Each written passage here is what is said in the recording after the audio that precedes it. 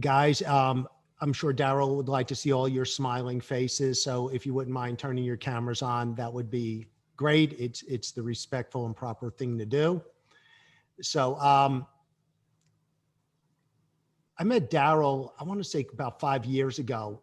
And Darryl, correct me if I'm wrong with any of this. I was co-teaching the capstone class with Professor Lilian Martinez Bustos, who's on this call right now.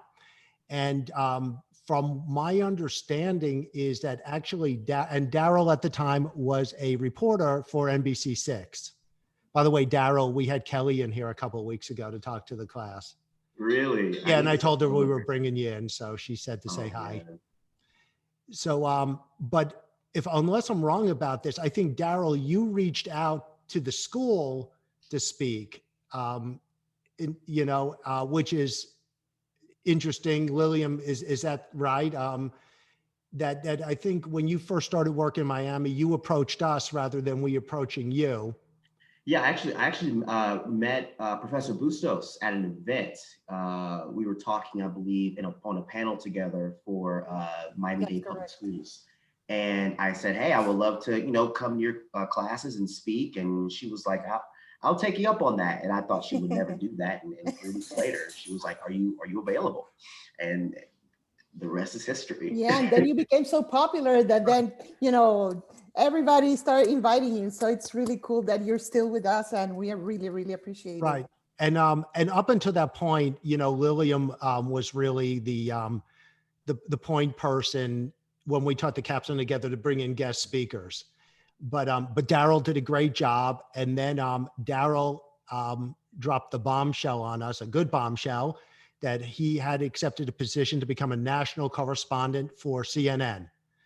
So, and I think a week before he left, he spoke to our class.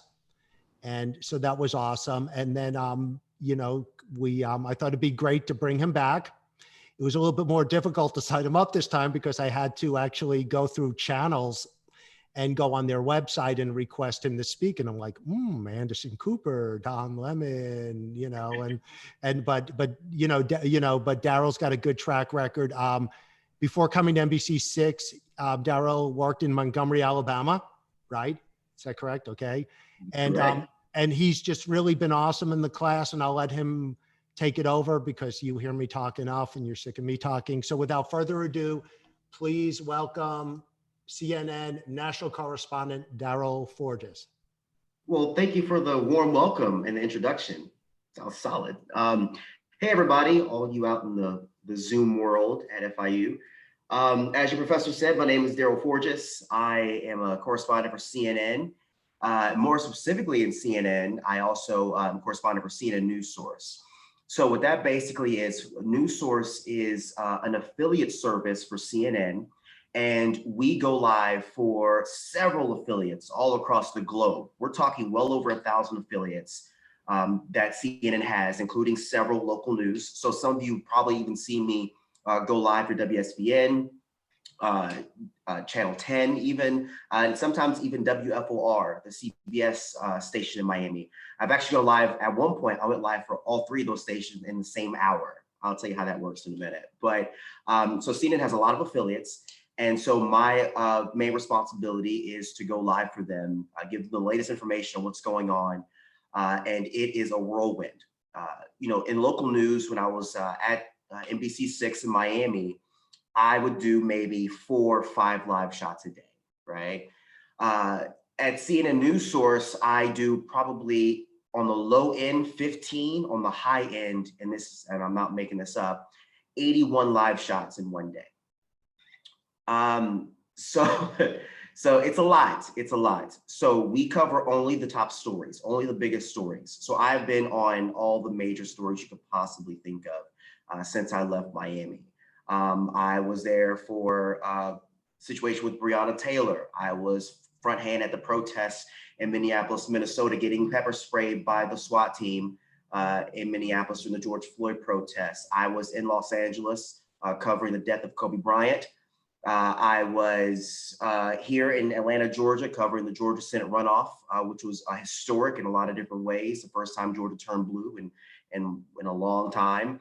I was also in Wilmington, Delaware, covering the presidential election that Joe Biden won. I call it election week, not election day.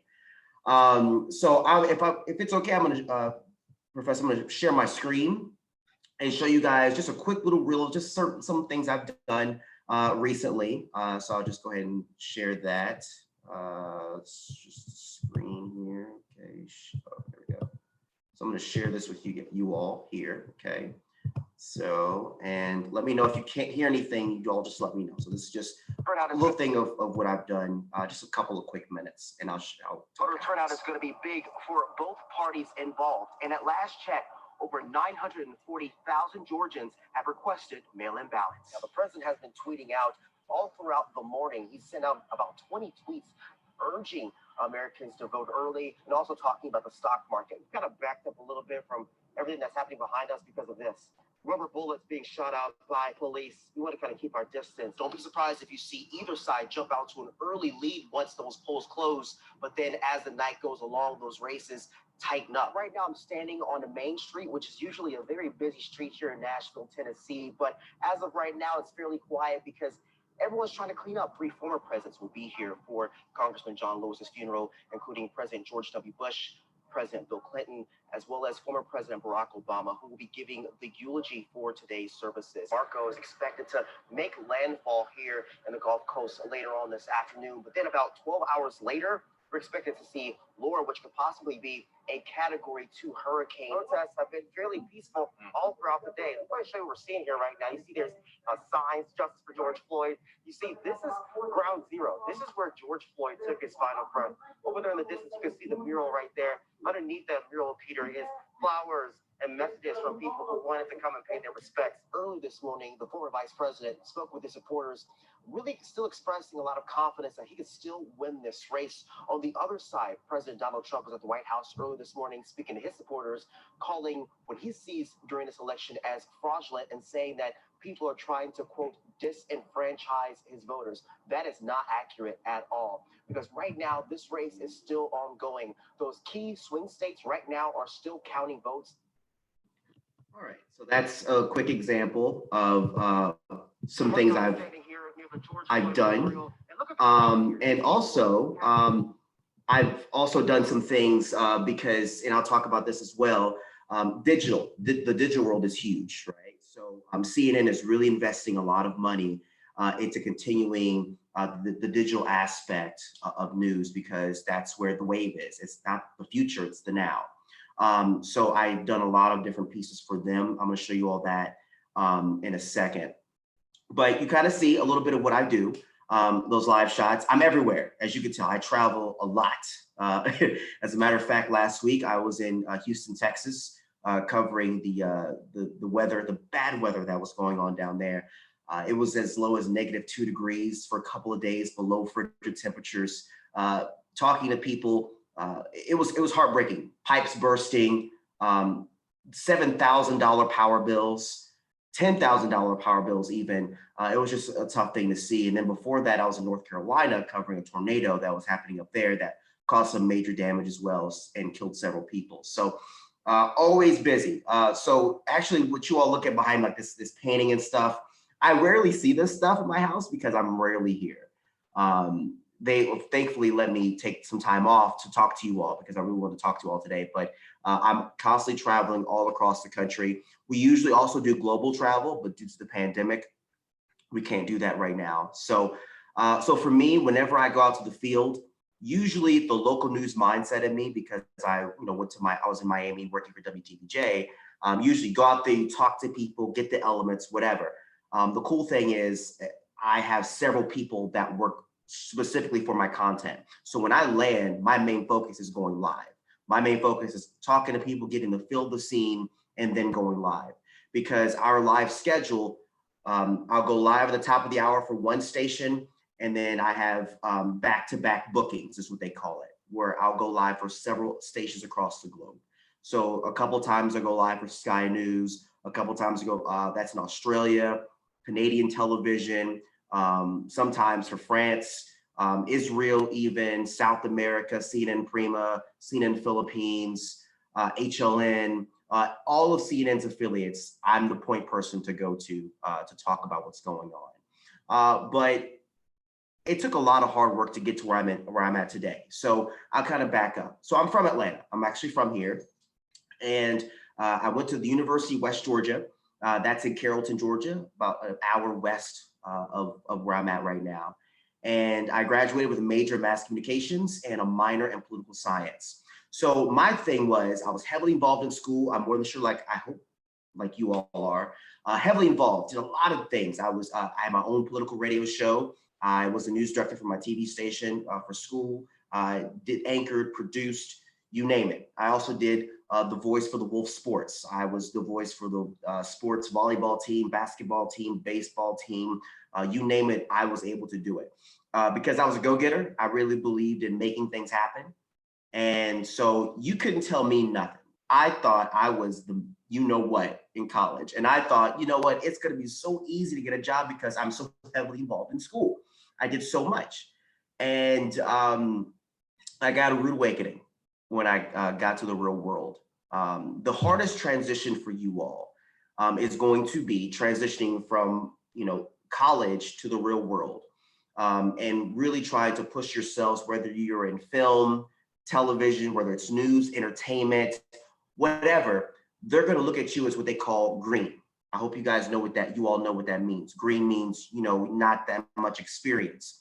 So when you're speaking to news directors, when you're speaking to assistant news directors, don't sell yourself to them based off of where you are today, right? You need to sell them based off where you want to go, your potential, right? I'm not sure if you all follow too much of sports, the NFL draft, the NBA draft, MLB draft, where they look at a lot of these prospects, these players. They don't look at where they are now. They look at, okay, this is where this person is right now, but where do we project this person being in 2 years, 3 years, 4 years, 5 years? That's how you have to sell yourselves to these news directors. And I had a hard time doing that. I really did. I wish I could show you all my college reel. It wasn't the best, okay? It was good, but I was green. And so I applied to about 45, maybe 47 news stations all across the country. And all of them said no. Now, I was hoping maybe one, maybe I get one chance. Maybe Alaska will say yes. Got a no on all of them. And I was just trying to figure out, like, what's going on? Is it something I'm doing wrong? Is it, what is it? It took me a long time and a tough time to try to figure out why I wasn't getting a job opportunity. So I had to humble myself. So it took me about 5-6 months to get a job. And the way I got my first job was networking. So this girl who I used to work with at my news station in school, she was working at a station in Alabama, and she said, hey, we have this opening coming up. This girl, she got fired or whatever. And, I think you'll be a good person for it. It's in South Alabama. It's a racist area. It's, it's a small town. Not sure you're probably going to like it. But for me, I didn't care. I was hungry. In my eyes, and many, whenever I talk to students, that's the biggest thing they tell me. I don't want to go to a small town. I don't want to go to Gainesville, Florida. I don't want to go to Montgomery, Alabama, or Mobile, Alabama, or Des Moines, Iowa. That's how you get your start. Not many. And if you do this, and there's some in Miami market who have done this, and great kudos to them, but it's not normal and it's not common for people to go from FIU to WSVN or WPLG, WFOR. Trust me, I miss the Miami weather, but you might have to suck it up for a couple of years, right? In some places. But at that time, I didn't care. I was hungry. And so because of her, I got an interview. He met me, he loved my personality, and then we took off. And then I went from being a kid at home, not knowing if I was going to get a job or not, to 2 months later, I'm on the red carpet interviewing Oprah Winfrey. Another few months later, I won several awards. Another few months later, I'm getting a promotion. And then another few months later, I'm in Miami.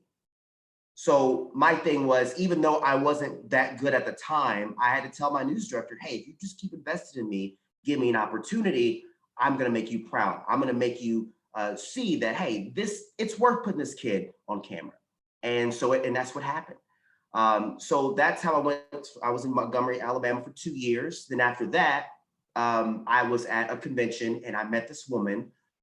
She had so many she had so many professionals around her because they all wanted to go to her news station. And I was like, there's no way I'm going to be able to talk to this lady. Her name is Migdalia Figueroa. And Migdalia was the news director of WTVJ. She's now the general manager now for Telemundo in Orlando, I believe. Orlando or Tampa. She's amazing. And so I was like, there's no way I'm going to talk to this lady. There's so many different people here who are trying to get to Miami, because Miami is a very desirable market, very desirable for so many different reasons. And I was like, there's no way I'm going to be able to talk to this woman. And so I noticed she kept looking at me from a distance. And one of her assistants said, hey, Darryl, I know you want to talk to Migdalia, but she's done. And she said, no, let him, I want to talk to him now. He looks kind of like Usher, the singer. I want to see him. And I went over and I spoke with her for maybe 30 minutes. And then she said, I like your stuff from Alabama. I want to fly you to Miami. And this kid coming from market 122 is thinking this woman is either intoxicated or she's crazy, right? Miami is market 16, it's a top 20 market, but it's actually in all aspects a bigger market than that. And I'm like, this woman's crazy. So I went to Miami, I did the interview, spoke to everyone there and tried to just do the best I could because I was competing against a lot of people. And lo and behold, 3 days later, I got the job in Miami. And Miami really shaped me for the job that I'm in today at CNN. Miami, as you all know, Miami's crazy. News-wise, Miami is crazy. I couldn't tell you how many times I've done live shots in Hialeah. It's just every day it was run and gun. It was a grind. It was just fast paced. Go here, go there, go here. You have to go live. You got to do this. You got to do that. You need to do this. Get this together. And mind you, you only have maybe like 5, 10, 15 minutes to fully prepare for a live shot. Or they might send you somewhere and say, we want a package, but the package needs to be done within, an hour. It's 10 o'clock and the show's at 11. Are you serious? And so I really had to step my game up in Miami. I really had to do the best I could. I couldn't speak a lick of Spanish. And so I had to learn on the fly. I had to pull Roxanne Vargas to the side. I had to pull Shelly Muniz to the side. Say, hey, I'm struggling with my Spanish. I'm going to Hialeah and I'm trying to say, hey, what happened with the shooting? And people are saying, no habla inglés. And so I have to do the job. And so I learned so much in Miami that really prepared me and propelled me to the level that I'm at today. So I also want to tell you students here, I'm not sure if you guys can write it in somewhere or if you want to, I'm going to open up for questioning because yes, I do talk a lot, as you can tell, but I also want to hear from you all and know any questions. All your professors will tell you, I love answering your questions because there's some certain things that may be bothering you all that's on your mind, and I want to hear those and address them. Okay.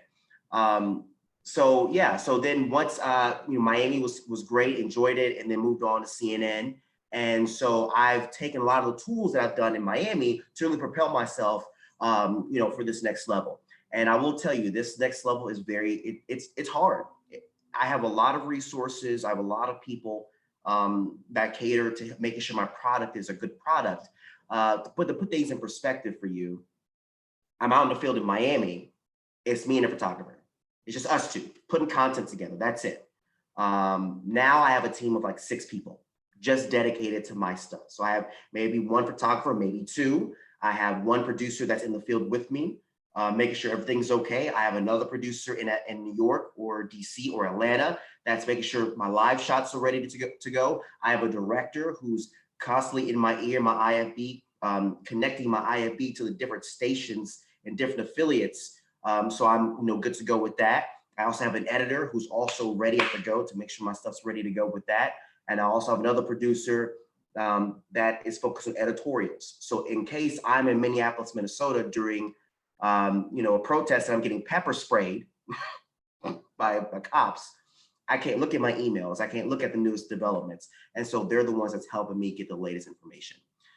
So it's been great. I do love it. It's been one of the coolest parts of my life right now. And another thing too is that I'm one of the youngest correspondents here at CNN. Our youngest correspondent is Omar Jimenez, who's 27, and Caitlin Collins, the chief White House correspondent. She's also 27, 28 years old. And then I just turned 30 last month, yeah, January 7th. So it's amazing. I love it. I think the cool part about it is waking up every day not knowing what's going to happen. Usually on the local levels, you wake up, you go to a scene. There's a breaking news happening 15 minutes up the street. For me, the breaking news happens 2,000 miles away or 900 miles away. So I got to get on the next plane. I'll give you an example. I was with some friends enjoying a last year, just having a good time. It was my off day, and I get a call saying, "Hey, Kobe Bryant died, and the last flight to Los Angeles leaves in 2 hours. We need you on that flight." So we always have go bags packed. I always have like several pieces of luggage packed at all times, just in case. I have a cold weather bag, a warm weather bag, and there's another bag I have called What the Hell bag. It just has everything in it. So just in case I get called to something random, I just take it and go. And so I have my What the Hell bag with me, and I barely made that flight to Los Angeles and went cross country, and we had to go live the next day. Mind you, it's West Coast time. So I'm live starting at 6 a.m. East Coast time, but it's 3 a.m. West Coast. And from 3 a.m. until probably about 11 o'clock that night, we were live on Kobe Bryant. Probably one of the hardest stories I've ever done. Actually, there was one point in the same hour, I was live for WSVN, Channel 10, and Channel 4 in the same hour, which was insane. That was probably one of the craziest experiences of my life. Between that and also the George Floyd protests when we were trapped and we were pepper sprayed by police. That situation was interesting because my mom was watching MSNBC, and she sees like the MSNBC correspondent. He's getting away from police and he's getting pepper sprayed. And my mom sees me right next to him. She's like, "Wait, is that my baby getting pepper sprayed? Oh my God." So mom's had a few heart attacks, several heart attacks actually, because I've been caught in the middle of several different hurricanes, a few tornadoes, a couple of police mishaps, but it's part of the job. And this is what I signed up for, and I love it. Every minute of it, I wouldn't take it for anything and take it for granted. So at this time, and Professor, I don't know how we want to do this. I want to answer questions. I know I said a lot of things, but I really want to answer some questions that you all might have. But before I answer your questions, y'all can think about it. I want to show you another piece that CNN did that we released a little bit ago. That's a digital piece post the George Floyd era. So just take a look at it and just kind of show you an example of what the things that we do when it comes to CNN digital side as well. Okay, so stand by. Okay.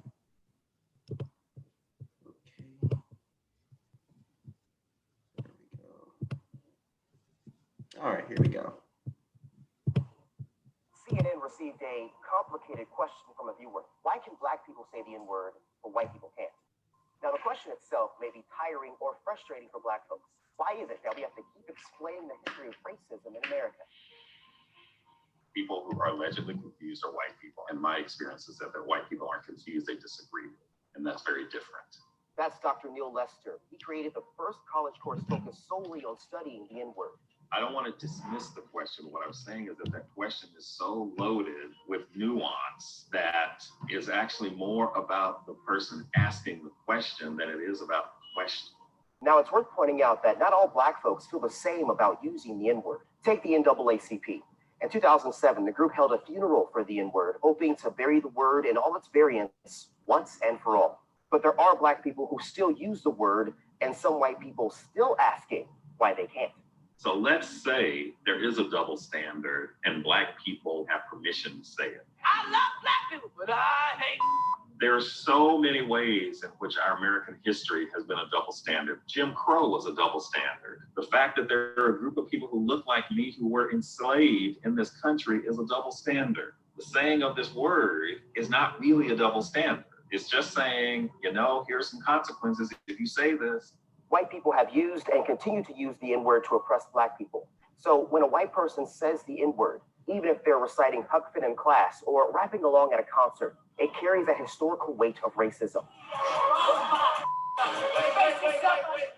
Wait. You gotta bleep one single word though. Oh, I'm sorry. Did I do it?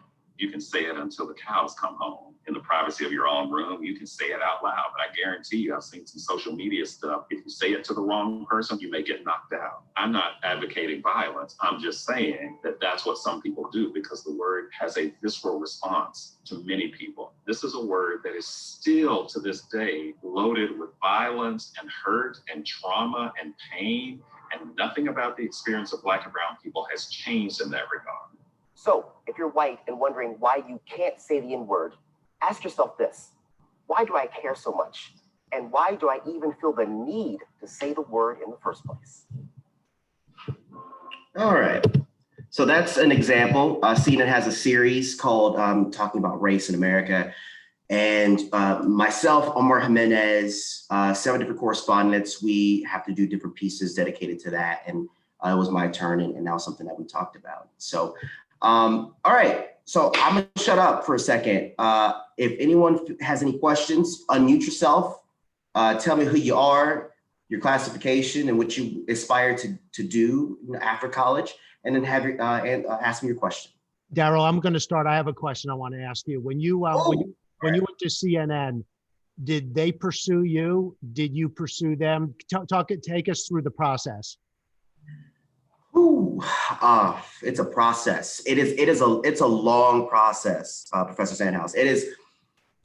So what they do is you're on their radar, right? So because a lot of national stories happened in South Florida, unfortunate situation with Stoneman Douglas, the FIU bridge collapse, the pipe bomber, all those national stories. Of course, they see different feeds, and they saw, my feed a few times during those coverages, and they were intrigued by me and by what I've done. And so I was on the radar for about a year, I would say. And then once my contract was coming up and I was really heavily considering staying in Miami, I was contacted by the person who's over CNN's talent development team, who's actually a former news director of TVJ, Ramon Escobar. And he said, hey, I think we like you and we want to interview you. I'm thinking it's just going to be one interview and that's it. It was like 5-6 interviews later. And then you talk to another person.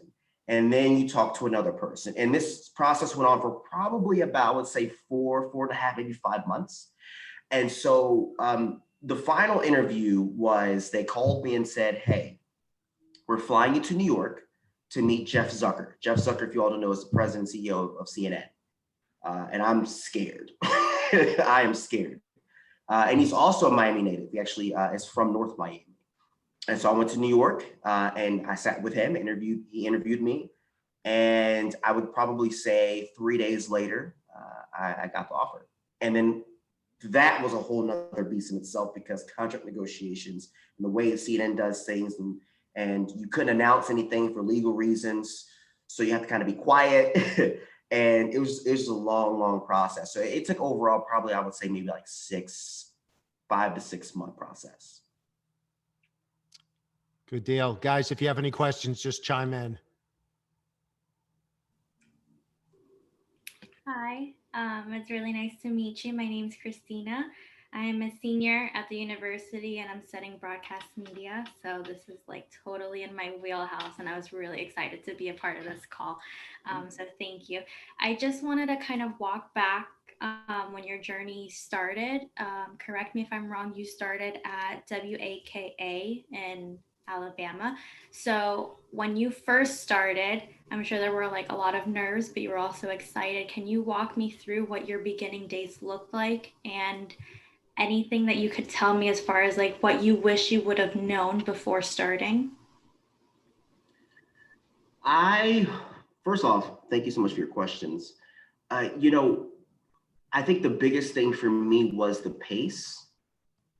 I interned at local stations in Atlanta, but being in it and seeing the deadlines and how you have to meet those deadlines, to me was the toughest thing. Because in college, you know, you have what, 3 days to turn in a BOSI, right? But in local news or in news in general, you have maybe an hour to do a package, you know?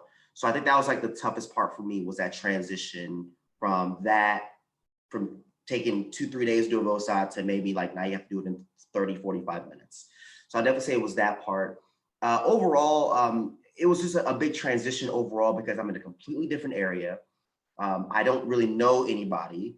I have to develop my own sources and be very self-sufficient. I was also an MMJ. Hope you all know what an MMJ is, multimedia journalist. So I'm shooting, writing, editing my own stuff. And my news director wants you to come in every day with at least 2 story ideas, pitching 2 stories. If you didn't have a pitch, go home, right? So I had to get used to that. Enterprising was probably the hardest part. You had to wake up every day trying to figure out what are your 2 pitches gonna be that day. So that definitely was the toughest part for me, but it made me a better reporter in so many different ways, especially when I was MMJ. You have a lot of people who are like, I don't want to MMJ. I want to, look, this job is not glamorous, okay? Even with, y'all see what I showed you all earlier with all the live shots I was doing, it's not like I'm going to a nice 5-star restaurant in between live shots. There have been some moments where we have to make a grilled cheese sandwich on the hood of a car, okay? There's some days where you're covering a hurricane and the hotel you're in has no power. And some days, no water.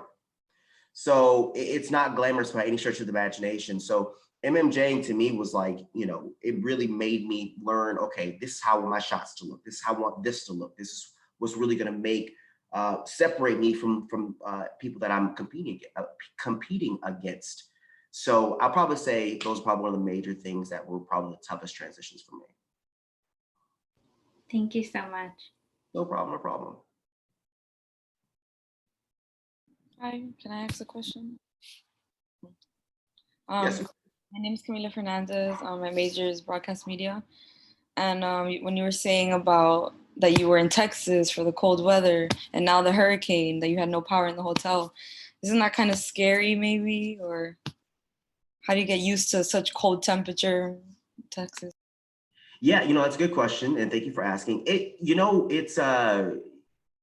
This job has really changed me in a lot of different ways. And for me, that wasn't scary compared to what happened to me in Minneapolis, Minnesota, when I was covering the George Floyd protests, because so I'll tell you the story real fast. I'm not gonna take too much of y'all's time on the story, but we were, the governor of Minnesota, Minnesota told us that we're going to have a curfew installed. We're gonna make sure these people go home. The media, don't worry about it. We're not gonna deal. This is especially after Omar Jimenez, my colleague and friend, got arrested. And so they said, you know, we're not gonna touch the media. We're just gonna try to get the people backed up out of the way.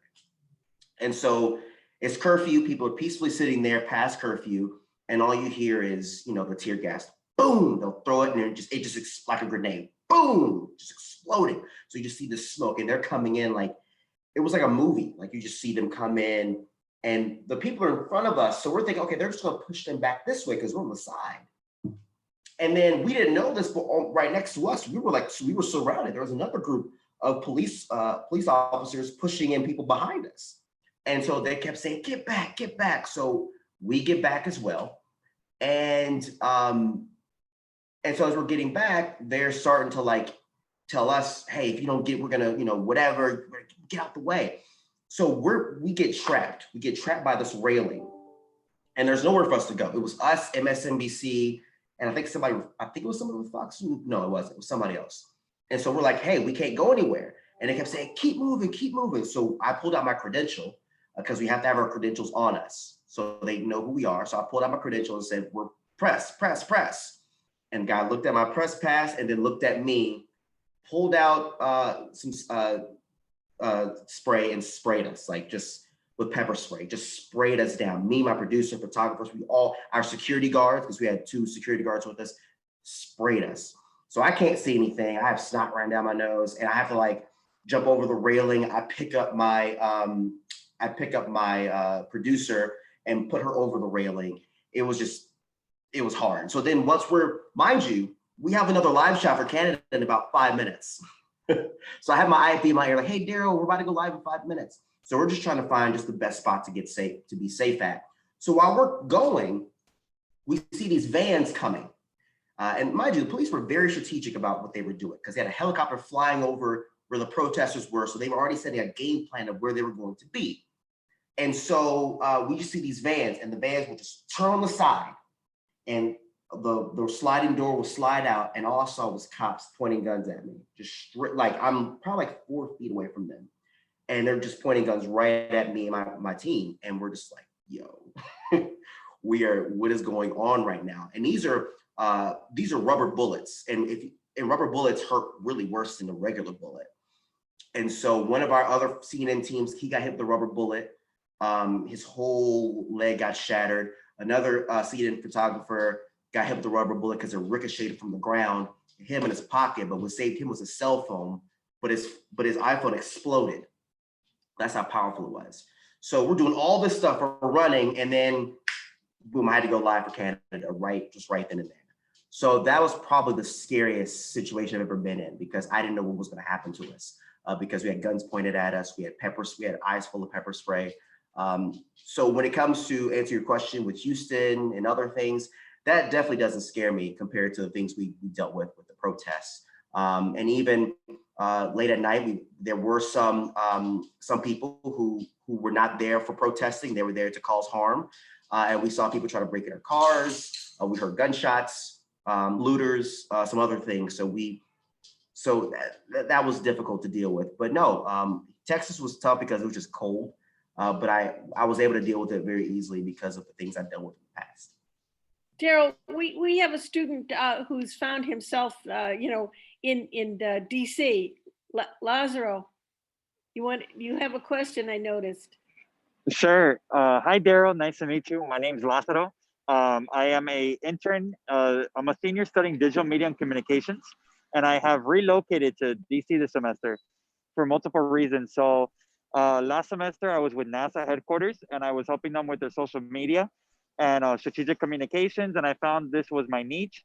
I found the means to move up here, and this semester I am interning with the FIU and DC office. So I'm similar to an MMJ for them. I produce a lot of their digital content, manage social media, and I'm also a policy intern with a lobbying firm that they have clients that rely on communication content, and I work as well running their blogs and stuff. So for example, today my day looked like I was on the Hill following Congressman Jimenez, a local congressman here in South Florida, and he came to visit FIU and DC. He shouted out FIU and DC for a $10 million donation that was given. Yesterday, I was covering the executive order by administration, but I did want to, my question for you is, you mentioned more how CNN is trying to affiliate more on the digital side. And I am very passionate about 360 mixed and immersive reality and more on the digital initiatives versus being a journalist or an MMJ, being on the ground reporting. Do you have any suggestions for students like myself that have a passion for technology and science and communication and the political side? Well, first off, I hope you're staying warm up there, number one. Definitely. Number two, look, I love DC. Whenever I go up there for work, whenever I cover the White House, it's a beautiful place. So I hope you're enjoying it so far. I would say, honestly, when it comes to digital and things like that, and the different niches when it comes to like politics, the environment, all that stuff, it runs hand in hand. So even though like people say, oh, I don't want to be an MMJ, but I want to get into digital. Well, digital, it's still the same. That's what it is, right? But it's on a different platform. It's not on television. It's on, like Google Plus or wherever. It's on a whole different platform, right? So I would say for you, keep doing what you're doing, because now you see a lot of these networks, a lot of these companies are investing in live streaming, right? NBC has something called Peacock. CBS has a 24-hour streaming service called CBSN. CNN is starting to creep in that area as well. You have a lot of different Cheddar's now becoming really big. You have a lot of different networks that are really trying to really embed themselves into the digital world because that's where it is. You're not going to have anybody anymore going home saying, what's the weather going to be like? Let me tune into the news at 6 o'clock. That's not going to happen. People are always focused on having things right here at the tip of their hands, right here. So I would say for you, you keep doing what you're doing because the industry is going to change to you, not away from you. It's going to change towards you because their whole mindset is not only we gotta attract viewers, but we gotta make some money. So where is the money coming from? Money is coming from digital. Money is coming from online ad sales. So you're gonna have a lot of companies right now continue to develop ways to use people like yourself, right? And I will tell you, like you said, in the politics, all that stuff, stay in that because a lot of people thought that covering politics, whether it's on the digital aspect or on television, was going to die down post-Trump era. Number one, I don't know if there will ever be such thing as a post-Trump era. And number two, politics is going to be big. People are paying more and more attention to politics now more than ever. You have a lot of people now educating themselves more on how politics works, right? Whether it's with or without, with the former President Trump or without, it doesn't matter. So I would say for you, stay with what you're doing. An example, CNN has really invested a lot of money in a department dedicated to climate change, covering it. What is it about? What's going on? And that is a huge hit on our digital platforms. So you don't have to just do local news talking about a shooting or whatever. If there's a certain thing that you really like doing, whether it is politics, definitely, whether science and tech is what I'm into. You have a lot of companies that are investing in that, right? Or we have we have something called Money Watch at CNN, where it's mainly focused on the stock market. What does this mean for the economy? Things like that. There's politics, there's climate change, and there's domestic editorials. So I would say keep doing what you're doing because the industry is going to move more towards your line of what you want to do versus going away from it. And does that tie into, I've been doing a lot of social media AR for augmented reality and filters and a lot of more live streaming. And as well, just to throw it in, I love what NBC is doing on it, since you mentioned it, with the Peacock, with Gary Schwartz. Does CNN look to do something like that? Because I grew up watching CNN 10, with Carl Zeus. So they're flirting with it right now. So Anderson Cooper has like his own little thing, and they're trying to kind of do that as like a dummy, see how it works. But I think it's going to happen. It's not a matter of if, but when. I don't know when it's going to happen, but I definitely want to be a part of that because we're definitely going to use a lot of millennials, Gen Zers, whatever, to really make this thing happen because they, right now the ratings are doing well. I'll give you an example, and this is nothing against them. Nothing against them, but Fox News rating wise is doing well. Okay, Fox News is killing it. Okay, on television, but on the web, on social, they're not really catered towards social right now. Why? Because a lot of their viewers are a lot older, and so they don't really cater to social media. Maybe Facebook, but that's about it, right? So you might see Fox News in 5 to 10 years, really 5 years, have to say we're behind. We're way behind versus CNN, NBC, CBS, who are really trying to make sure that we get into the digital world. So yeah, absolutely. Awesome. Thank you so much. I appreciate your time. And stay warm up there. Definitely, yeah. It's a little warmer today. It's 55, so that's good news. Ooh, that's pushing it. Yeah, that's a little bit. Who's next? I have another question if I can go. I wanted to know more about how you approach interviews. So do you have any tips as far as interviews? Can you talk a little bit about maybe your toughest interviews, which I could assume may be from the protest or Parkland? Can you talk to me a little bit about that? Wow, I would probably say my toughest interview, there's a lot. And a lot of them were in Miami because, you cover a lot of crime stories, you cover a lot of tough, tragic stories. And there's just certain ways you have to approach, victims' families, right? So I'll give you one example. There was a shooting. This woman, her dad owned he owned like a stereo shop This was, I believe, was it in El Portal? What was it in? It was, I don't remember exactly where, but she, I think it was Browns, whatever, it doesn't matter. And so she was trying to, something was on her mind. She was really having a rough day. She called her dad in the middle of the night and said, "Hey, Dad, I need to talk to you." He was at the shop working. He said, "Come to the shop, we'll talk." She drives to the shop. She has the baby with her. She has a baby in the car seat and in the seat with her. And he's in the passenger side. They're just talking. He's telling her what's going on or whatever. And then these two guys come up and they go straight for the car and they shoot him point blank. Almost shot the kid, killed the father right in front of her. He's dead. We go to the scene. It's a tough scene to watch. His body's still in the car because of evidence and everything. And maybe like an hour later, his daughter returns to the scene. And on her shirt, she still has like her father's blood on her shirt. And I'm looking like, yo, like she just lost her father an hour ago. How do I even go to speak to her? And part of me, and I call this the human being in me, I don't like bothering people at all, really, to be honest with you. So in my head, I'm like, I'm not going to bother her. But when you have WPLG, when you have, all these other stations that are right there with you, they're going to try to get that exclusive. They're going to try to talk to her. So I have to go talk to her. So I walked over to her and I said, "Hi, my name's Darryl with NBC6. I know you're going through a tough time. I know this is a rough time for you right now. My condolences to you and your family. But there's 2 men out there responsible for killing your father. I know it's hard right now, but I would love to talk to you about what you saw, what you heard, your thoughts about your father, so we can eventually put these 2 men to justice."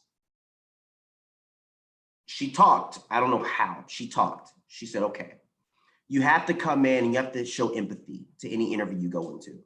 And for all you students out there, I learned the hard way. I know it was dumb of me, but I was young. I was still green, learning. But don't ever go to a victim and the first question you ask is, "So how are you feeling right now?" "I just lost my dad. What do you think?" And plus, you don't know how everyone's grieving process is. So either they might actually answer and say, I'm not doing well, whatever, or you might have someone that might just snap and just go off on you and then your interview is gone. So go into your interview with some empathy. Put yourself in their shoes and understand, if I was them, how would I react to X, Y, and Z? That's the best way to go about with an interview. Whether it's a sad story or if it's a good story. If you want to talk about a political interview or not talk to Oprah, whomever, do your homework. Don't just go in and say, "So how are you? How's the weather?" What are you talking about? What's this policy about? You just voted against this bill. What's going on? Why you don't care about this? Okay, your constituents care about this, but why not you? Or vice versa. You just beat, this incumbent. So now what is your plans for, for your district moving forward? You know what I mean? Like, you have to come in knowing your stuff, because if you don't, those politicians can smell that if you know your stuff or not. They know if it's going to either be an easy interview, a cakewalk softball interview, somebody who just has a liberal or conservative agenda trying to go viral, or someone who really knows their stuff. So no matter what interview you go to, know your stuff, because the people that you're interviewing, they can tell. Thank you. No problem. I have a question. Hey, okay, awesome. This is kind of like a good segue into my question. So my name is Patty. I'm a digital media major. I'm not looking really to go into news. I'm looking more to go into the advertising and marketing world. But news still interests me because I feel like it was an important part of my life for some time, and really helped me with like the interviewing process and storytelling and everything, and kind of like quick turnarounds for things.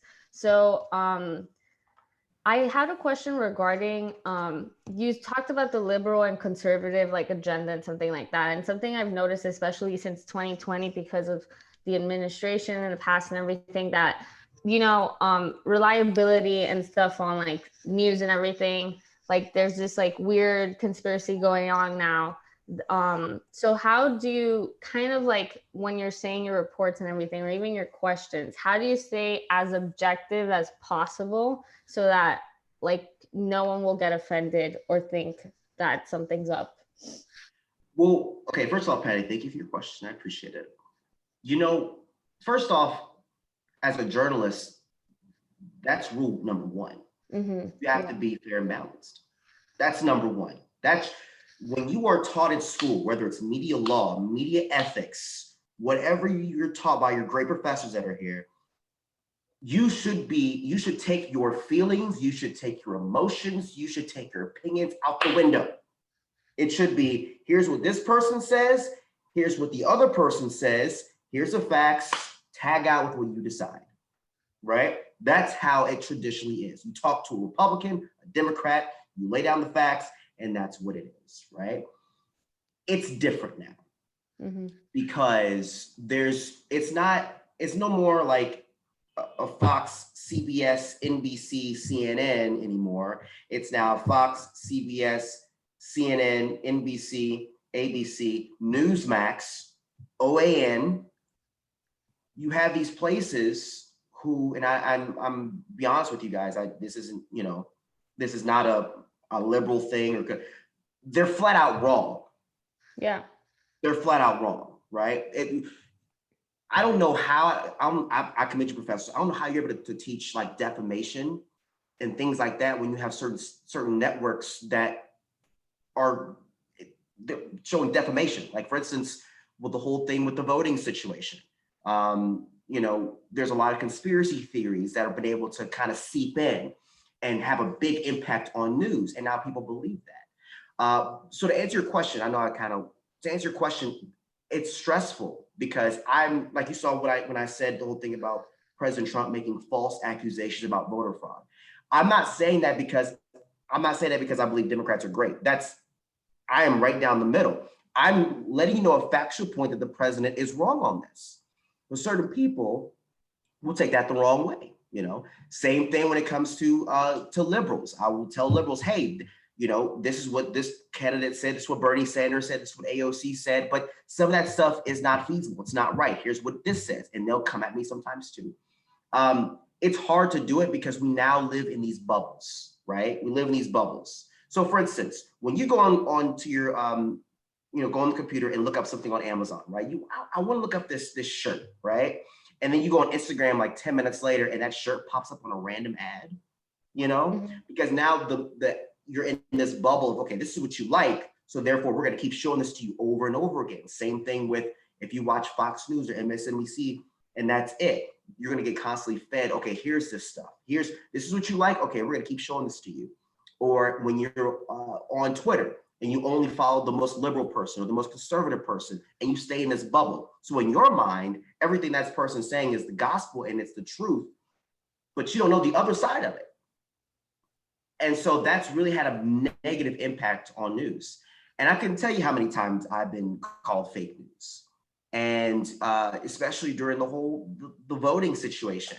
I would say, hey, the president lost based off of what we've seen, you all seen it, the president lost, but a lot of people will tell me, you don't know what you're talking about. He did not lose.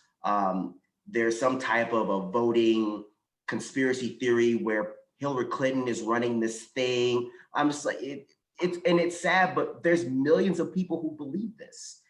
And so it's hard as a journalist. It's very, very difficult. You're doing the best you can to give the most balanced news possible, but you have certain people out there who look at you and say, you're wrong.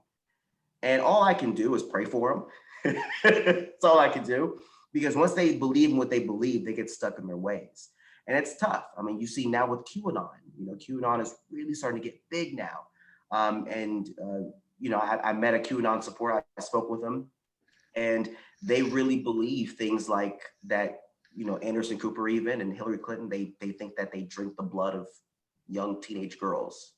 And that's why they voted for the president or other things. And so to answer your question, like, it's hard. It is very difficult because of all the different background noises that's had a major impact on just the regular traditional news of, hey, this is what it is. And sadly, people question the facts and the truth. But it is what it is at this point. So it is very difficult. It really is. Darryl, I think our students could, it's Kate McMillan speaking here. Would you help us explain to the students that on a place like Fox and CNN, news, there are news broadcasts where it is the news, but at nighttime, and that there are these opinions, that there are these columnists, and students are confused about that. And, they think everything, so do you have a way you could explain this better than I can? So Absolutely. that they're not so confused about what's true and what isn't. Absolutely. I would say, so I always tell my students, or not my students, I tell students I speak with, and people in general, every network after 8 o'clock becomes a little bit more opinionated. Every network. I mean, a little bit more what? Opinionated. Yeah. Very opinionated. Yeah. Right. Very opinionated. So anything after 8. So, for us with CNN, after Aaron Burnett at 7, you have at 8 o'clock, you have Anderson, you have Chris Cuomo, and you have Don Lemon, right? I mean, they're adamant about what they, and there's a lot of, and to me, there's some moments where they are kind of like going, staying balanced, but where they feel politically. At Fox News, you have Tucker Carlson, all of those people along those lines, and Gretchen, Laura Ingraham, like all those people, where they stand. MSNBC, you have Rachel Maddow, you have Joy, you have other Jonathan Capehart, all those people. Anything after 8 is very opinionated. I strongly believe in, if you want to watch CNN, watch the CNN newsroom that comes on from after New Day. So from 7 a.m. until 7 p.m. That's the news you really should be watching. Or if push comes to shove, you all watch your local news. To me, local news is for now, and there's going to be some changes to local news with other with companies like like Sinclair and what they're doing. But local news is the gatekeeper to fair and balanced journalism. It's the gatekeeper. So if you want to watch fair and balanced news, watch your local news, because that's the most important. Now, WSVN, they could definitely be a little bit dramatic, which is the cool part about them. But they're giving you the local news of what's going on. And so I would say definitely stay with your local news. But if you want to watch some opinionated stuff, okay, watch these networks after 8 p.m. But before 8 p.m., even Fox News, they're not really they don't lean so much a certain way, maybe. So just, be on the lookout for that.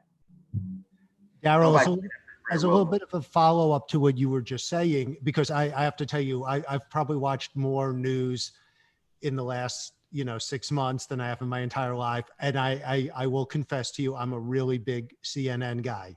Okay. I mean, I just love the lineup, but obviously, like you said, after 8 o'clock at night, it's like, okay. And then every once in a while, just for the heck of it, I'll flip over to Fox News. And it's like, is this like the bizarro world? It's different things. My question is now, obviously for, the folks on CNN, they have the regulars that come on. Big Amy Klobuchar fan, huge fan of hers. And, for the most part, they're the Democrats, whereas on Fox, it's the Republicans. Is there an effort to get Republicans on, or is it just kind of sticking with the Democrats because, they're going to be more willing to come on because they're sharing the same views? How does that work when they're trying to line up guests and experts? So are you talking about for us, for CNN? Yes. So we always make this a valiant point whenever we do talk about, any situation with any politician.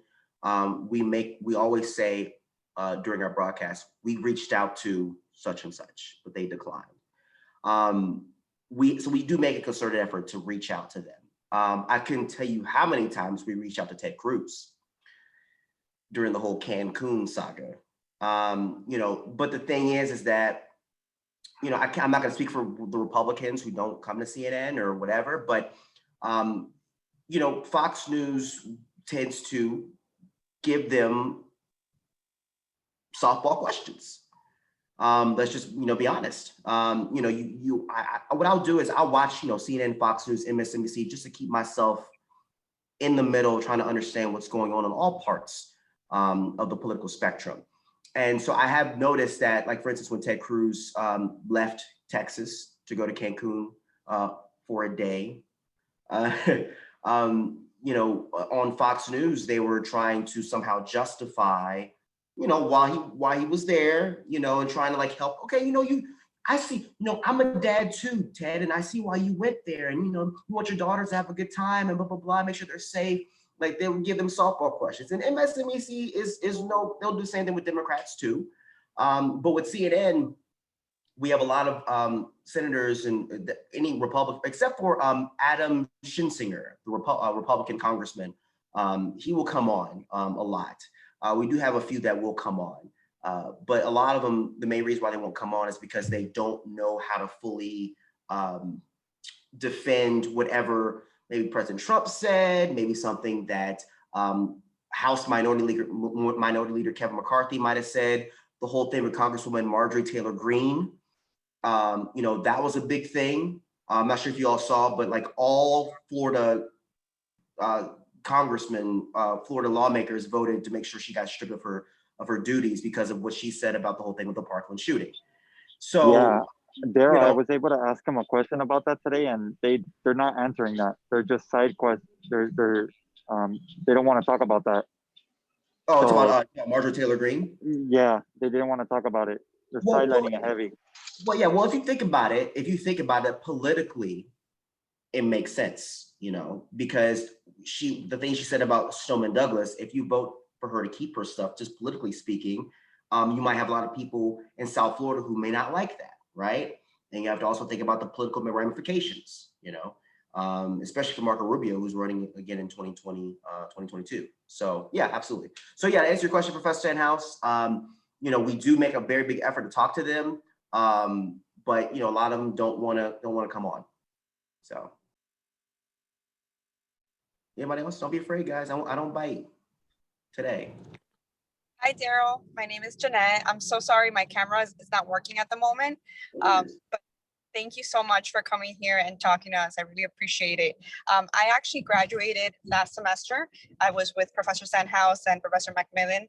And basically the question is, what advice can you give me or any students that are graduating to kind of get their foot in the door? What is the best thing that we So Jeanette, first of all, thank you for your question. I can't see you, but I can hear you, so that's great. I would say, and for all you seniors out there, seniors and people who've already graduated, but definitely seniors, what is it? It's about to be March. Do you all graduate in April or May, seniors? April or May? April. April, okay, thank you, okay. So no matter if you're doing news or if you're like, Lazaro in DC, you need to somehow put together a portfolio of your work. Okay, that's how you get on. That's how you get on to these news stations, other places. They want to see your work. Okay, so I would say starting now, or really not starting now. You should have started a while ago, but after today, really think about this. Start putting together your work, making your reels, to make sure, hey, does this look good? What are some things I'm lacking in my reel right now that I need to get better at, you know? So I definitely would say start doing that.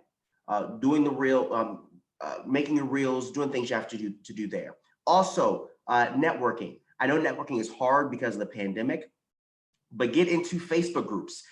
There's a lot of Facebook groups when it comes to the National Association of Black Journalists, NABJ, the National Association of Hispanic Journalists, NAHJ, National Association of Asian Journalists. There's so many different associations out there that you should be a part of. And there's also local chapters. I know in South Florida, they have a couple. Look into those and start embedding yourself and ingraining yourself in those groups, because in those groups, you have professionals. And NABJ South Florida chapter, they have Calvin Hughes, Jawan Strader, Constance Jones.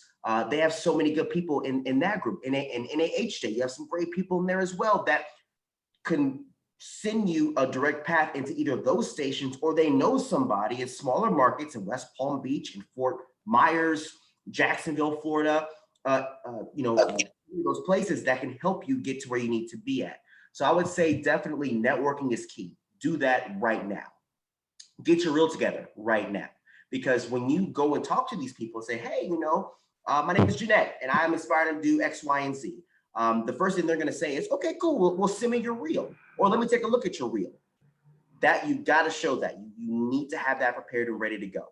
Of all your stories, your stand-ups. I know it's kind of hard to do. I'm not sure how you are all able to do anchoring or do your shows, but anchoring, whatever you have, show that to them, because that's going to be the key element for you to get to that next level after college.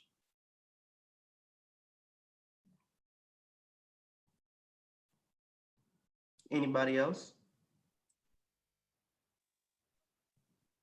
I have a question, Darryl. Do you have an agent? Now I do, yes, ma'am. Mm-hmm. Yeah.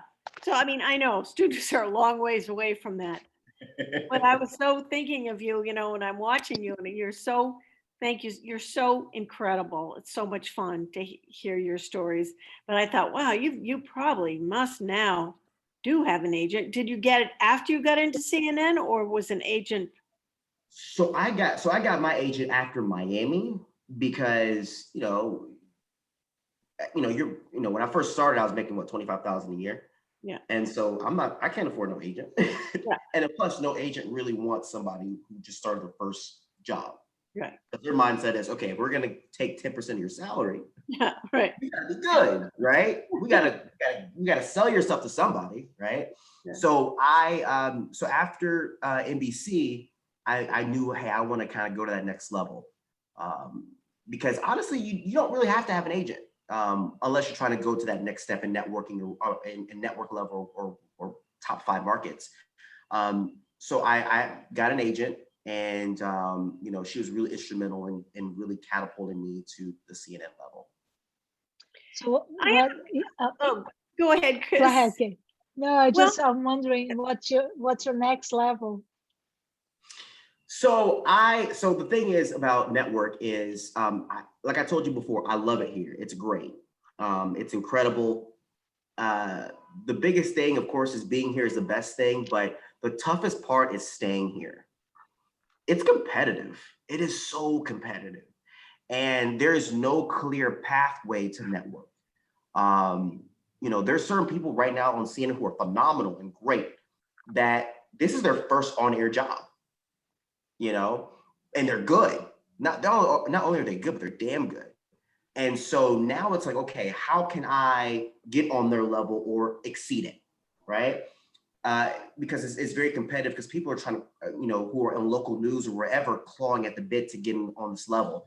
So my goal is eventually, to continue to climb as a correspondent, be that guy that they turn to. So that may depend after this year. I might maybe still be in Atlanta. They might send me to New York, DC, Chicago, LA. I don't know yet. So my next thing is just to continue to climb this ladder of Warner Media and CNN, because it's hard. It's very difficult. So that's my thing. I try to stay focused on enjoy the present, but also focus on the future, on what I need to do to continue to better myself, continue to be a better correspondent. Because I will say, to all the professors and everyone, like, the toughest thing I had to learn how to do on this level was sit there and talk straight to a camera. And you're probably thinking, oh, Darryl, you've been doing it. Of course. No, in local news, you don't do that. In local news, you look at this scene behind me, look at this over here, right? They never want to see that camera on you for longer than 5 seconds. Show them the scene, show them this, show them the fire, show them whatever. At CNN, it's, no, we need you to talk for 5 straight minutes to Canada about this legislative bill, about the stimulus deal. Who does it affect? Why does it affect them? What's going on with Asian American votes, African American votes? Can you break down the numbers with this, with that? And you have to look straight at the camera and just say all this stuff for 3, 4, 5 straight minutes at a time. And that was incredibly difficult for me when I first started. I've gotten better, thank God. But for me, to answer your question, Professor Devani, I definitely want to continue to just climb and get better in this company. I have a question that I think my students probably have, because there are points where everybody gets very stressed out, even in school, which doesn't seem to be as pressured as obviously the first job. How do you calm yourself down?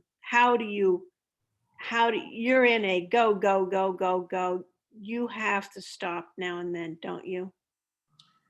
You know what? That's actually a really good question. So do you mean like right now, or when I was working local, or in college? Anytime, anytime, anytime. I mean, because I've crashed in television. I've worked, nonstop, no sleep, 5 days, whatever.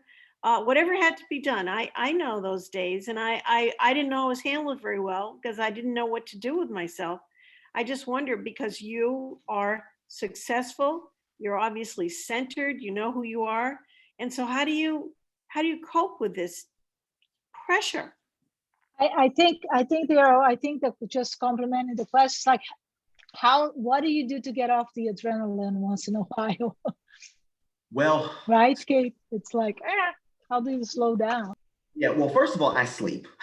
Like I go to sleep. Like as soon as I don't know what it is, but like, you're in a hotel for 2-3 weeks, maybe a month, depending on what the story, and you come back to your own bed. I don't know what it is. Like when you get in your own bed for the first time in 2 weeks, 3 weeks, you don't want to get up. Yeah. So I would say for me, it was definitely sleeping as much as I could. And I would call my bosses and say, look, I can't do, and I can go, but there's a certain breaking point. And I broke down. I will tell you, Professor Kate, I broke down during the George Floyd situation. I was on the road for almost 30 days because I was first covering the space launch, the first ever SpaceX space launch. I went from there to Minneapolis, then Minneapolis to Houston, Texas, covering the funeral. Then from Houston, Texas, back to Minneapolis to cover the investigation. So mind you, we're dealing with COVID. I was going through a lot personally because, COVID really, I couldn't really see people because we didn't know at the time because it was a lockdown and all that stuff. So I couldn't really have human interaction. Right. I'm doing these stories. I'm getting pepper sprayed. Yeah. As a Black man, seeing what's going on also gave me flashbacks to the past, what's happened to me with racial profiling. It was a lot. So I had to just, a lot of us are afraid to open our mouths and tell our bosses, I can't do it. Yeah. But to save your mental psyche, do it. Yeah. I tell people all the time, like, I understand that I'm a competitive person. I don't want to give anybody my story, right? But I'm at a point where I'm like, you know what? I'd rather give my story up than to pass out in the middle of a live shot, because that's almost happened a couple of times. Wow. And that's when I knew I need to get myself away. So that's what I do. I don't apologize for it. Yep. I don't kick myself up about it, because my mental health and my physical health is the most important thing. Yep. Because if something, and all professors, y'all have gone through this professional world. If something happened to you, right, Professor Kate, if something happened to you and you fell out and you're like, well, you were just driven so much and working. Somehow management is going to blame you because you didn't tell them. How come you didn't tell me? Yeah. This is your fault. I got to write you up. Now you're putting me in a situation. No, don't go. Because I think it's important what you're saying is because they have to know you respect yourself. You take care of yourself. They will respect that if you, as you say, you didn't apologize. In the old days, I mean, when I would go for a year without sleep, really, then I would quit. Well, what good was that? I didn't say I need a break. I just quit. And so that's why I'm just, what you do is 10 times more stressful. And in today's environment, which is, so mind-boggling. So I think it's important for students to hear that everybody has a breaking point and that they have to pay attention to that. Absolutely. I mean, especially, with Newsource, we cover all different types of news, not just politics, but when you cover politics, and when the whole thing with the election was over, you think, okay, the election's over, I'm good, right? Joe Biden is now in office, not, right. It's okay now. It's not as busy, correct? Yeah. But now it's like, okay, but guess what? We got 2022 around the corner. Oh, what's going to happen in 2024? Who's going to run in 2024? And it's like, what? So it's always going to be there. It's not going to leave. It's always going to be there. The question is, are you going to be alive for it? Yeah. That's why you should take care of yourself. Yeah. Thank you. Well, I have a question. So you kind of mentioned it a while ago.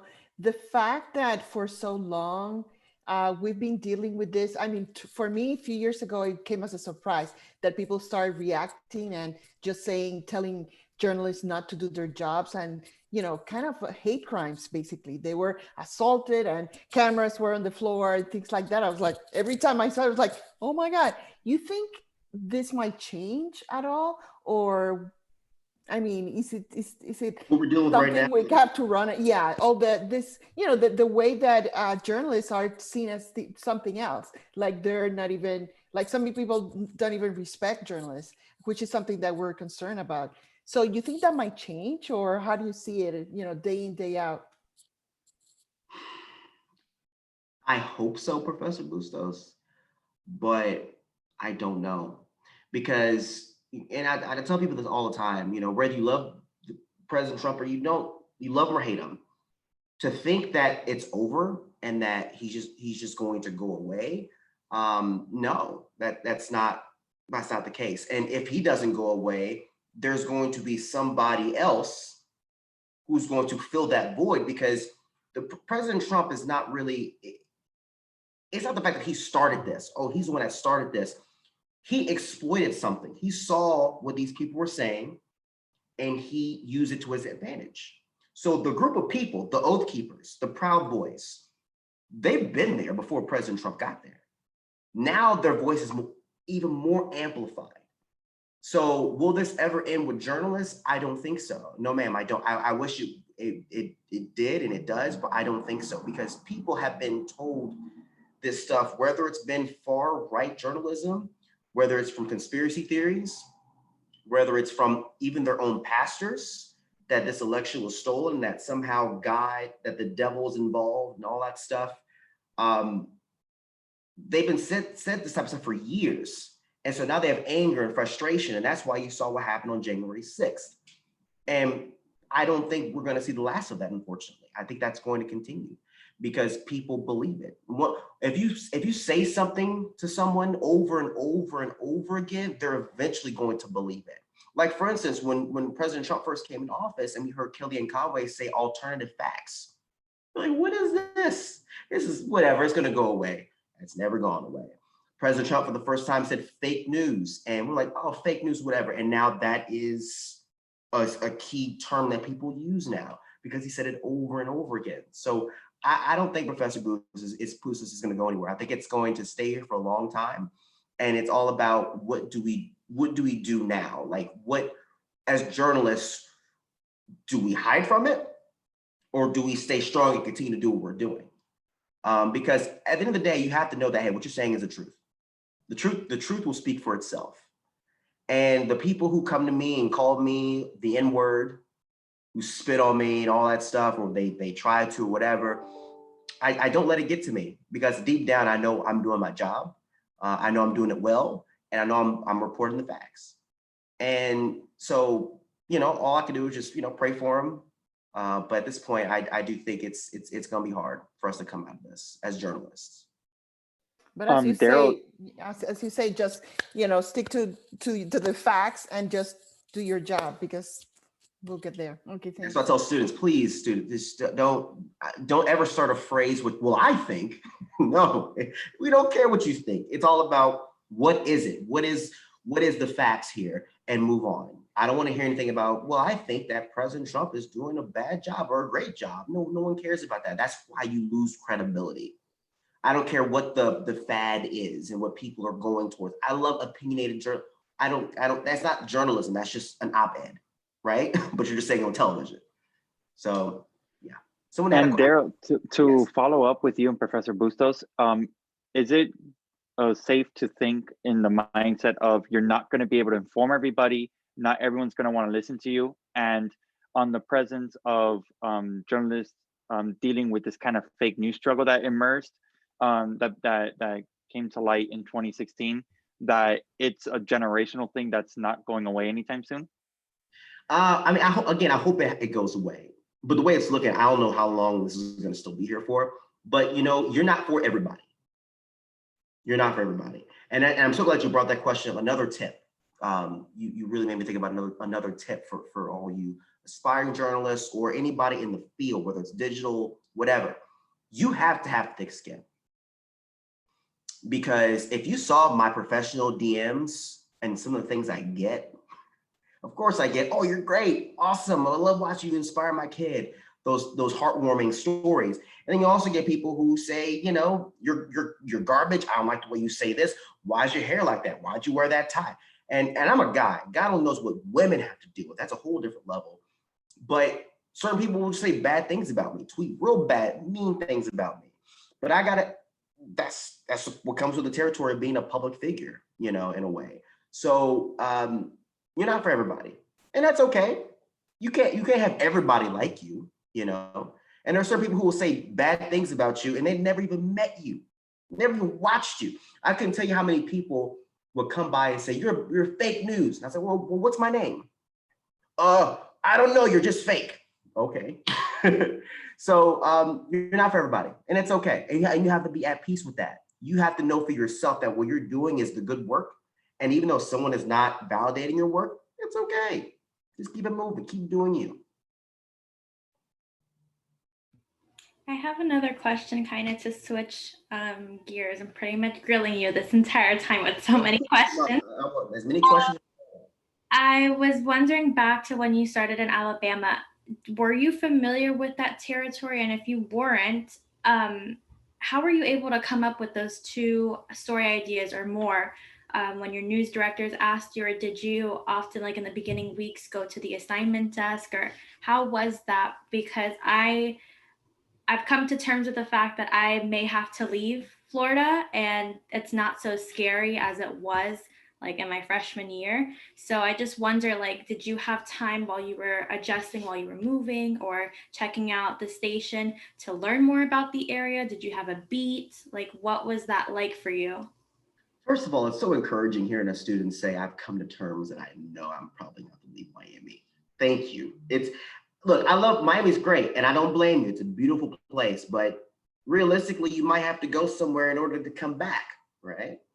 So to answer your first question, no, I didn't know anything about Alabama. Only thing I knew about Alabama was the Voting Rights Act of 1965, the Montgomery bus boycott, Freedom Riders, and the birth of the Confederacy. So Alabama was an intimidating place. So I want to back up, be more specific. When I started in Alabama, I was in the Bureau of South Alabama. So I covered 3 counties. I covered Butler, Crenshaw, and Covington County. Very bright red Republican counties, bright red. The people who had that job before me were all white women, beautiful white women who were able to develop sources, do their thing, awesome, because they were able to relate with the people they were getting their sourcing from. So when I get there, and people told me this, but when I left, I established great relationships, but they told me when they first met me, they thought, why did they bring a Black man here? This is not going to work.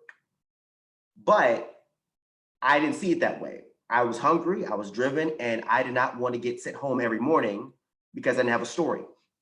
So what I did was I would go to those small police departments in those counties. I'll bring some cookies, bring some donuts, I'll talk to them, try to figure out what they like. Like, oh yeah, my daughter, she's got a gymnastics practice today, blah, blah, blah, blah.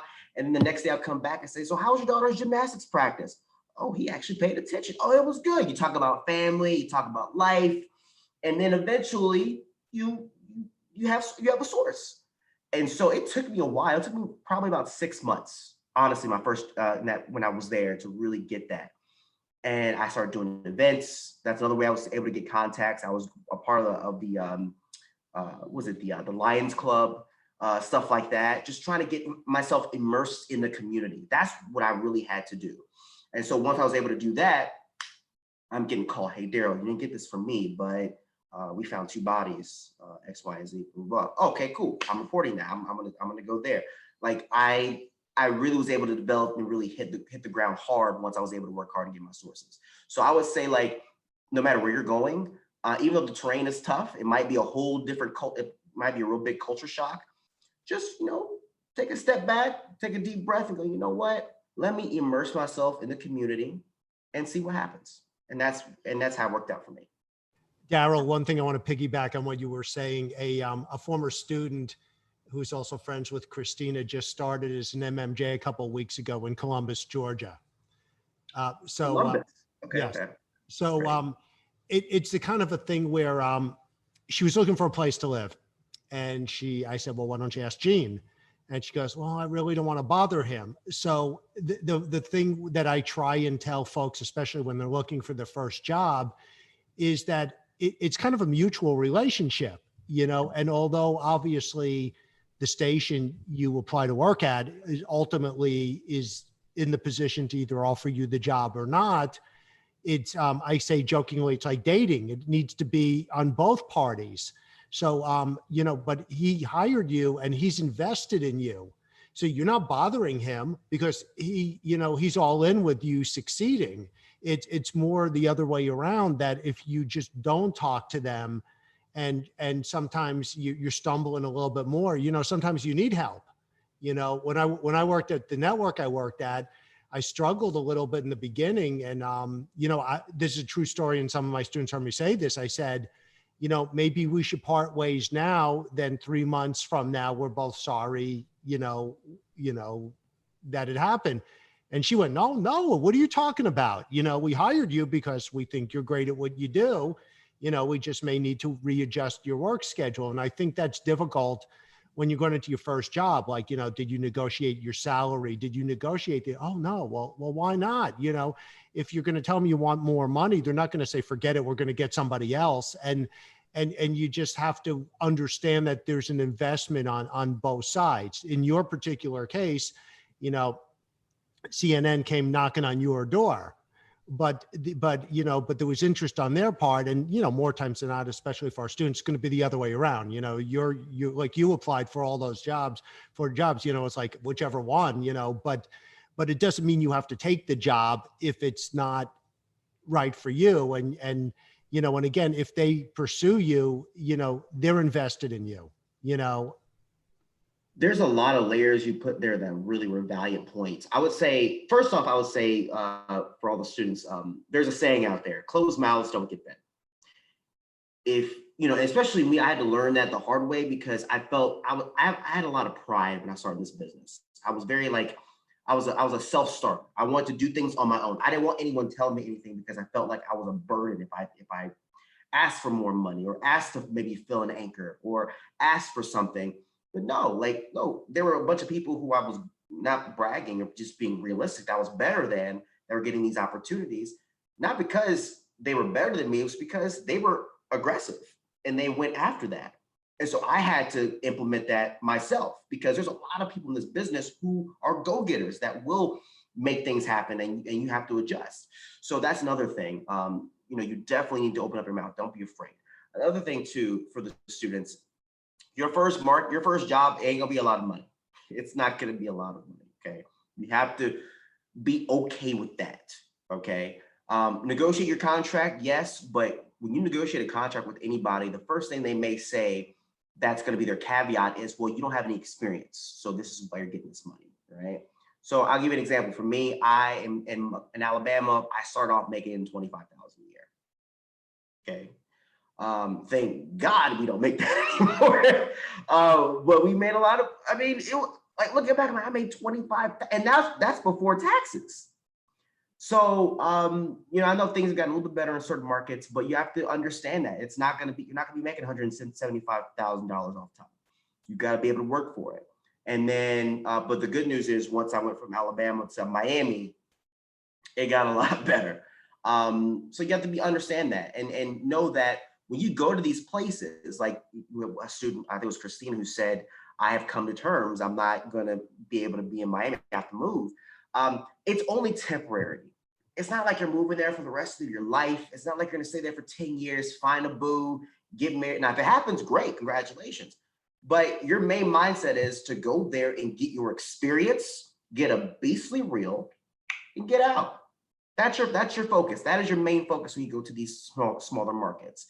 So, and that's why I get really flustered and frustrated when students tell me, I'm not leaving Miami. I'm not leaving Miami. I'm not leaving Atlanta. I'm not leaving LA.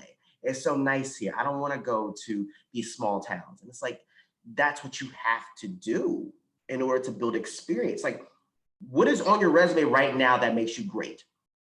Do you have the experience compared to somebody who's been somewhere for 3-4 years? No, you have to go there and get the experience and build your way up. Was it ever difficult for you to land that first job, like in the beginning, because you may not have had like that much experience? Because that's one of the things that discourages me, like wherever I go, and I don't want to think like negatively off the bat, but what if they may not want to hire me as an MMJ just because I may not have as much experience as the next person? So how were you able to kind of maneuver through that? And I guess this kind of piggybacks to what you were saying about selling your potential instead of selling yourself. So how were you able to do that? So good question. And it kind of goes back to what I was saying earlier about the viewers, about you're not for everybody. There are certain news directors you're not for, and you have to be okay with that. I mean, when I was applying, when I first from school, it was hard because I'm like, why are you saying no? Why are you saying no? Why are you saying no? And they all have their little things, like the way your nose moved when you talk, or you did this little hitch and I didn't like it, or the way you talk, or something. Somebody had something, and it would get me really down when I would hear what they would tell me. And so now looking back at it, I should have just been like, well, to hell with that news director, or to hell with this person. Like, I'm going to keep pushing. And so that's what your mindset should be. It's funny you mentioned that. I went live for, I'm not going to name the market, but I went live for a station, and I got an email from that news director. And he said, oh my gosh, I saw you went live for us. You're doing such a great job. I knew you could do it. Mind you, this person, when I applied, said I was terrible. So again, you're not for everybody. When I was at NABJ, before I met Magdalia, I was interviewing with several different stations, and they're like, yeah, you're not top 50 market material. You need to stay in Alabama. You're not good. You're not this, you're not that, right? But then Magdalia was like, you're great. So you may not be for somebody, but you are for somebody, if that makes sense, right? So I would say it's going to be discouraging. It is. One of my friends, her name is Francesca Amaker. She graduated from Vanderbilt. Girl's phenomenal. It took her over a year to find a job. She got so many no's, but she kept pushing. She kept selling her potential. Hey, if you just give me, I know I'm green, but if you just give me this opportunity, I have aspirations of doing this, that, and the third. And so this news director in Lansing, Michigan, gave her an opportunity. And now she is the face of Tegna, the company Tegna. She is the face of Tegna, their entertainment department. And she's also an anchor, morning anchor here at WXIA 11 Alive in Atlanta, doing very well. Her brand is incredible. She has so many followers, and Tegna is trying to develop something with her, and she could potentially be going network when it comes to entertainment. Why? Because she didn't give up. She didn't listen to all the people who told her you're trash, or you're not good. Now, more than sure, those people who said no to her regret it, right? So you just have to keep that in mind. Same thing with Don Lemon. One of the first books I got on Apple was Transparent a long time ago. And Don said that his video production teacher said, you can't do news. Are you crazy? His own teacher told him that. And he said, I'm gonna go to New York and see what happens. And now he is who he is now.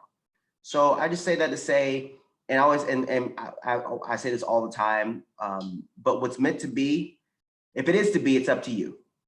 If it's truly meant to be, it's up to you. If you give it up and say, it won't happen. So if it's meant to be, it's up to you. And that's what I tell every student, because there's could have been ways I could have given up easily, so easily. I went to one interview and I was like, okay, I have this one interview, and I'm not gonna name this news director, but I have an interview. I'm excited because all I wanted to do was just get me in your face. I can sell myself if we meet face to face. And we met. I didn't say a single word yet. And he said, you know what? I don't think you have what it takes to be on camera. We have a sales offer for you. Would you like to work in sales? And I was like, that's not what I'm here for. I'm not here for that. He's like, yeah, well, you're not going to have an opportunity to work in news, I don't think, as a reporter.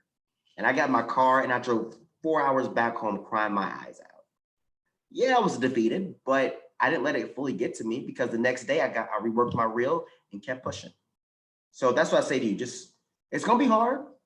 but it gets easier along the way, especially once you get into business. I went from having one job offer from when I got out of college to having multiple before I got to Miami, to having 7 anchoring offers, including 2 other network offers before I left Miami.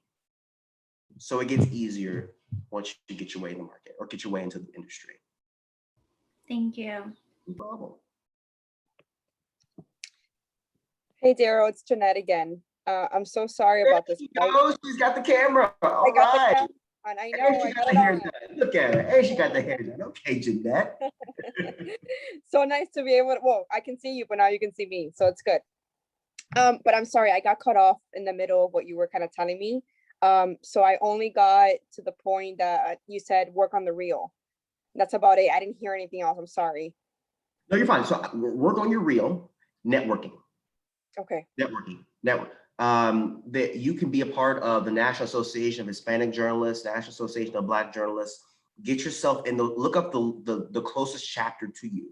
And if they have Zoom meetings, if they have group chats, immerse yourself in that, because those are people who work in Telemundo, Univision, NBC6, WPLG, anchors, reporters, talent developers.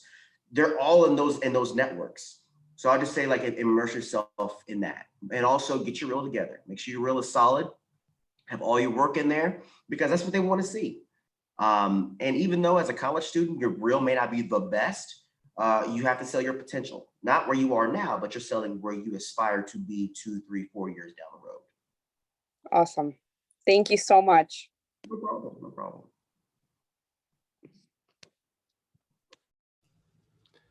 All right, Darryl, I'm going to turn you loose here because I don't have any other, see anybody asking any more questions. Any more questions? Speak now. Yara, I know you had your hand up a couple of times. I'm putting you on the spot here. Yara is doing an internship at that same Columbus, Georgia station, you know, a relationship that I kind of started with the news director. And I see what her workload is, and brother, I wouldn't want to be doing it. It's a lot of work that they're putting her through. So, yeah, my question is backpedaling a little bit back.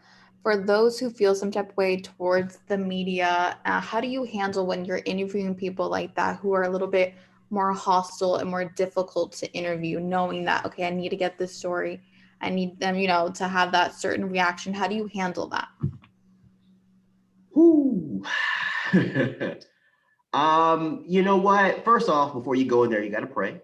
You know, if you believe in a higher being, and you just have to keep a cool head. You have to stay cool, because unless they put their hands on you, I'm not promoting violence.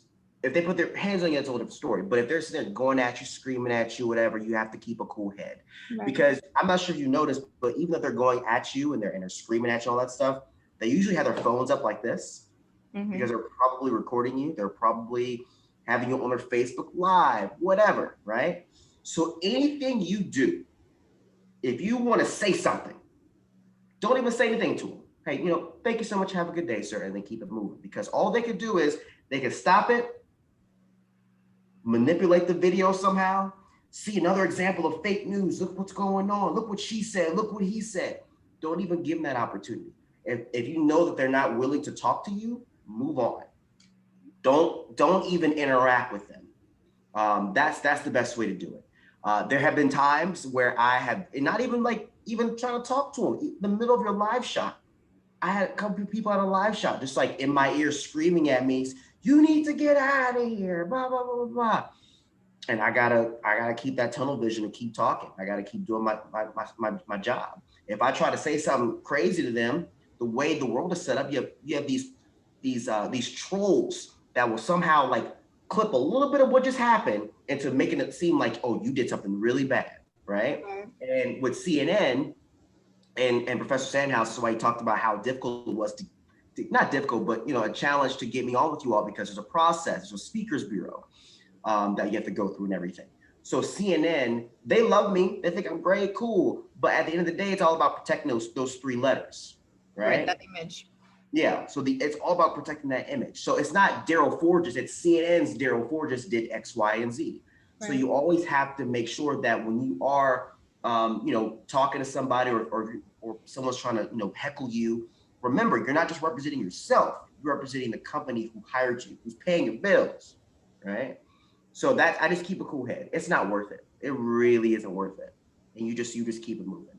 I'll give you one example. I was covering the pro-gun rally in Virginia because they were doing this whole gun control legislation in Virginia, and I'm right in the middle of them, talking, doing my live shots, and they're coming in, calling me things, calling me the N-word, saying you're not from around here, what are you doing? Just anything random, right? What's up, homie? What you doing, boy? And trying to scare me and recording me. I don't let them have that. It's just not worth it. Okay. Thank you so much for your response. And thank you for being here. Of course. I wish I was able to have the class to see y'all in person. I miss human interaction, but it's okay. I must say you do very well looking at us though, I am like feeling a direct contact with you. You're so good. Thank you. No, it comes from, spending a lot of time looking, you got to look directly dead in that camera for 5 minutes. You do so well. You do it so well. I feel like I've been friends with you all my life. I'll take it. Thank you. Okay. No, and it's funny, Kate, to piggyback on that. That was honestly, that was my, not trying to blow smoke up your tuchus here, Darryl, but when I first saw you speak in class, when we brought you in, I feel like sometimes when we bring in guest speakers, it really could go either way. But you were just so relatable to the students, and you could see the body language in the class, and clearly, Kelly was a home run. I mean, I don't have to tell you that, So, and just some people. So, and it's just interesting because it's genuine that I see a lot of folks that we have come in and speak. They just really want to give back to the students. They just want to make a difference and stuff like that and give advice. And, even when Shelley came in and spoke to our class once, we had a packed auditorium, and it's just the ones, when you reach out and you try and contact certain speakers, you just tell right away, you're working at CNN now, you're a big macher, and it's like, yeah, of course, set it up. This, I have to do it. And it's like, then, they're going to be good because they want to do it. The ones where you have to contact them 3 or 4 times, it's just, they're just not wanting to do it, obviously. And also thank you. Sorry, Coach. Thank you for your persistence, because every time you messaged me to tell me, to remind me about, make sure they contact you, I was in so many different states. I was in so many different states doing so many different shoots. And I was like, yes, I need to. So I appreciate you being persistent as well to make sure I was able to do this day and speak to the students for sure. Well, and as to work in this industry, you have to be persistent. You just have to, I tell students too. It's like, I tell students sometimes, sometimes somebody will do something for you because they think you're such a pain in the butt. They just want to be done with you, but they're still doing it for you. So you got your objective. Darryl, thank you so much for coming in and talking to the students. And I know they appreciate it. I'm going to pester you over the summer to bring you back into my capstones. Absolutely. And also for the students out there, follow me on social media. I'm on Instagram. It's just at Darryl Forges. It's my first and my last name. On Instagram, Twitter as well, Darryl Forges. So if you ever, follow me, I'll follow back. I'm nice to follow back, so don't worry about that. And also, if you ever have any questions, DM me, whatever. I'm always, helping out as much as I can. So just let me know if you ever need anything. Okay, and I'm going to go ahead and put this up on Facebook. And Darryl, I'm actually going to send you the video directly. Great. That's the link. So I'm officially going to end it, but I will stick around a little bit for any other questions. Darryl, whenever you feel you need to split, go for it. And thank you once again, and greatly appreciate it. Great to see you, Darryl. Bye-bye. Thank you so much. Y'all have a great day. And again, if you ever need anything, y'all just let me know. Students, you can unmute